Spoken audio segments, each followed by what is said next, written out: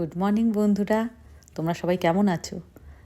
আর আশা করি ভালো আছো। দেখো, আমি সকাল সকাল একটু রান্না নিয়ে চলে এসেছি, আর রান্না করার পর একটু বেরোবো, তাই জন্য একটু ঝটপট করছিলাম। আর লাউ তো কিনে এনেছি, সে এক সোনার দামের লাউ, কী আর বলবো।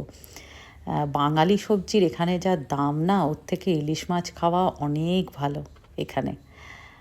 যাই হোক, লাউ ডাল করেছিলাম মুগ ডাল দিয়ে, আর আলু পোস্ত করেছিলাম, আর তোমার বাগদা চিংড়িটা ভাজা করেছিলাম। চেষ্টা করি মানে একদম ঘরোয়া বাঙালি খাবার খেতে। কেন বলছি বলো তো? বিদেশে থাকা মানে যে খুব আনন্দের, অনেকে ভাবে ব্যাপারটা সেরকম হয় না। একাকিত্ব লাগে, ভালো লাগে না, মন খারাপ লাগে।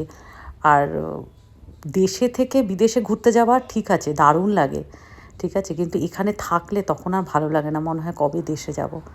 ওই জন্য না, খাওয়াটা একটু ভালো করে বাড়িতে রান্নাবান্না করি, যাতে মনটা ভালো থাকে। একটু বাঙালি খাবার খেলে মনে হয় যেন অন্তত খেয়ে তো বাঁচছি। যাই হোক, রান্না শেষে বিকালের দিকে এরকম বেরিয়েছিলাম ম্যালমো সেন্ট্রালে। যারা নতুন দেখছো বলি, আমি থাকি সুইডেনের ম্যালমো শহরে। আর একটা কথা, যারা আমাকে সাপোর্ট করছো অসংখ্য ধন্যবাদ।